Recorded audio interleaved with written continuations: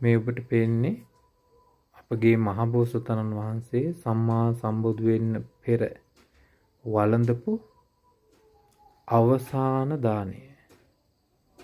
ඒ දානිය පූජා කරේ සුජාතා සිටු දියණිය. ඇය හිතන් හිටියේ මේ රුක්සේ ඉන්න දේවතාවෝ අද පේන්නම වැඩ ඉන්නවා කියලා හිතලා දෙවි කෙනෙක්ට දෙන විදියට තමයි ඊටාම ප්‍රණීත කිරිපිඩු දානේ පූජා කරගත්තේ. භාග්‍යතුන් වහන්සේ වදානවා සම්බුද්ධත්වයට කලින් පූජා කරන දානය මහත්ඵලයි මහානිසංසයි කියලා.